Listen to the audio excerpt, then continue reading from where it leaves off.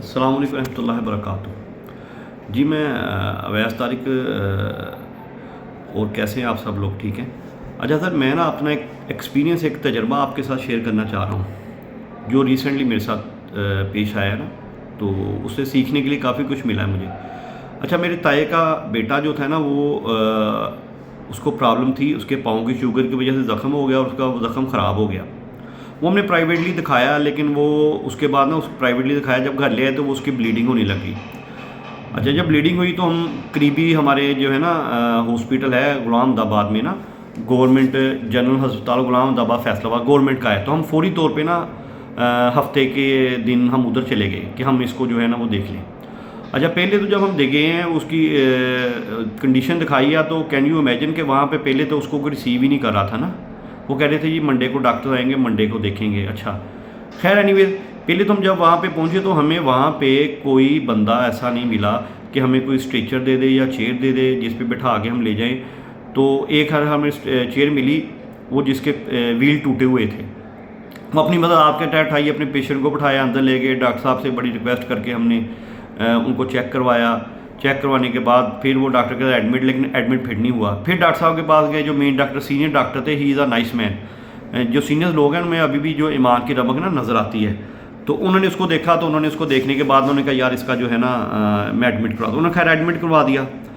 अच्छा, हमने उन्होंने कहा जी इसकी ब्लड की रिपोर्ट वगैरह करवाते हैं। जब ब्लड की रिपोर्ट करवाई थी, उनकी जो एच बी जो थी ना ब्लड की, वो तकरीबन 5 थी। अच्छा, हमने वो डॉक्टर खुद कहते हैं इनको ब्लड लगेगा, उसके बाद जो है ना हम इसको देखेंगे। खैर, अच्छा, वो उसके लिए रात को जो ना आर्थो, जो उस वार्ड में हम मौजूद थे ना, 3rd फ्लोर पे, तो आर्थो के डॉक्टर साहब भी मौजूद नहीं थे। हम वहाँ पे एक सीनियर डॉक्टर हैं, वो बड़े भला मानस डॉक्टर है, जो वहाँ के हेड थे उस वक्त। हम उन सीनियर डॉक्टर साहब के पास गए कि सर वहाँ पे तो आर्थो का डॉक्टर ही मौजूद नहीं है। वो जब आया तो उसने वो जब पूछा सिस्टर्स से जो वहाँ पे जॉब कर रही थी कि कहाँ पे डॉक्टर, कहते जी डॉक्टर साहब इधर ही हैं। उन्होंने कॉल की डॉक्टर को, तो डॉक्टर साहब घर पे मौजूद थे। तो उन्होंने कहा यार मैं आपकी एब्सेंट लगा दूंगा, यहाँ पे आपकी वार्ड में ड्यूटी, तो आप ड्यूटी पर क्यों नहीं मौजूद? वो खैर डॉक्टर साहब लेट नाइट आए, आने के बाद वो कहते जी हाँ जी ब्लड लगना है जी, हमने एक ब्लड दिया, नहीं जी ये फ्रेश नहीं है जी, आप फ्रेश ब्लड लाएँ। हम फ्रेश ब्लड ले आए, नहीं जी हम रात को ब्लड नहीं लगाते। अच्छा जी, मॉर्निंग में वो फिर वो डॉक्टर साहब ने लगाया। हमने बड़ी एफर्ट करके नीचे से कोई डॉक्टर से कह के यार देखिए उनकी HP 5 है और ये डेंजरस है, इनका आप ब्लड तो लगवाएं। वो खैर वो एक डॉक्टर साहब से कि कोई खुदा खुफी आ गई, उन्होंने ब्लड लगा दिया उनके ना। अच्छा, नेक्स्ट डे संडे का दिन गुजर गया, कोई वहाँ पे नर्स पे देखने के लिए आई, कोई देखभाल करने के लिए। एक ड्रेसर आया, वो पट्टी भी बस वो समझ लेके क्या करनी थी उसने, वो चला गया। और रात को फिर हमारे कज़न के जो है ब्लीडिंग हो गई। जब ब्लीडिंग होगी तो वहाँ पे कोई बंदा नहीं मौजूद था स्टाफ का। रात को जनरल हॉस्पिटल के 3rd फ्लोर आर्थो की मैं बात बता रहा हूँ, तो पता चला जी रात के डॉक्टर साहब फिर छुट्टी पर हैं, जो नर्सों ने हमें बताया।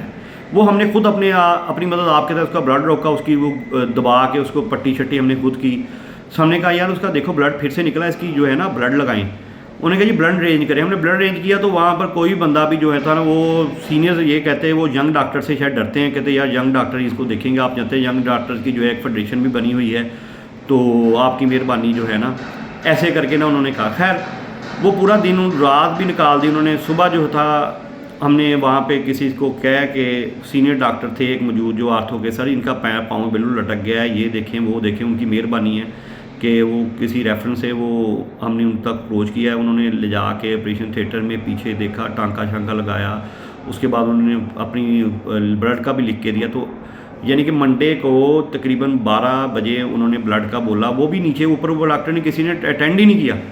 वो भी हमारा कोई सलाम दुआ आपने अच्छी तरीके से ली, तो कोई समझदार सीनियर डॉक्टर थे जिनमें ईमान की रमक बाकी है। अच्छा, रात एक डॉक्टर साहब को मैं नीचे से लेके सर्जिकल, वो यंग डॉक्टर था, वो हमारे पेशेंट के सामने कह रहा है कि मैं ब्लड लगा दूँ, अगर इसका हार्ट बंद हो गया फिर आप जिम्मेदार आ रहे हैं।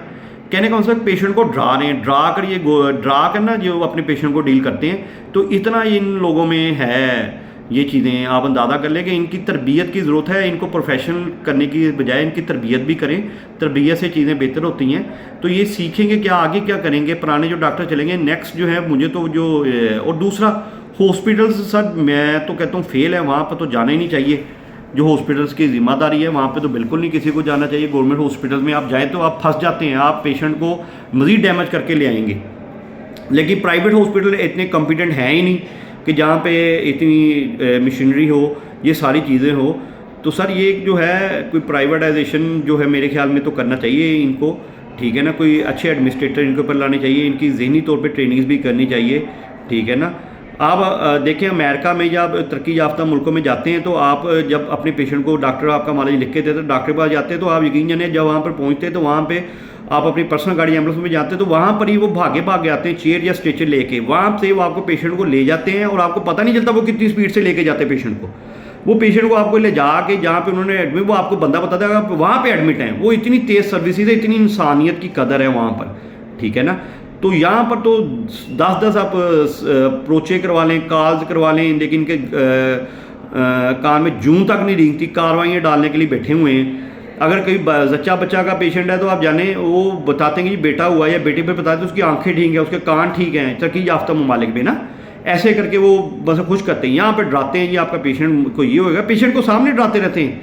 تو خدا را کوئی ہاسپٹلس کے لیے جتنا پیسہ جو لگا رہے ہیں نا سر, ان کی کوئی ٹریننگز بھی کریں, ان کو بتائیں کہ ڈاکٹر مسیحا ہوتا ہے, لیکن یہاں پہ تو ڈاکٹر موت کا فرشتہ بنا ہوا ہے. آپ ہاسپٹل لے جائیں اور اپنے پیشنٹ کو وہاں سے وہ لے آئیں, آپ زندہ تو وہ چھوڑتے ہی نہیں ہیں. ٹھیک ہے. ٹیک کیئر تو ہے ہی نہیں ہے سر.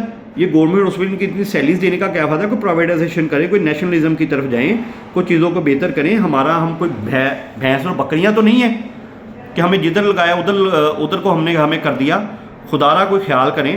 کوئی ڈیوٹی پر رات کو موجود نہیں ہوتی ہے, سیٹرڈے سنڈے کو ڈاکٹر نہیں ہوتے, کوئی سٹاف اویلیبل نہیں ہوتا, کوئی نائٹ کو ہوتا نہیں ہے. سر یہ کوئی ان پہ جو ہے نا, ان پہ کچھ کرنا چاہیے. اور میری یہ ریکویسٹ ہے کہ یا تو پرائیویٹ ہاسپٹلز میں گورنمنٹ خود آئے آگے کہ جس پیشنٹ نے جہاں سے علاج کرانا ہے ہم اس کا پے کریں گے, وہاں سے کروا لیں گے. پرائیویٹ ہاسپٹلوں کو طاقتور کر دیں, یا ان کو ہی پرائیویٹ کر دیں, یا نیشنلزم کی طرف لے جائیں سر, نیشنلائز کر دیں سر ان ہاسپٹلز کو. خدا را ہمارے اوپر رحم کریں.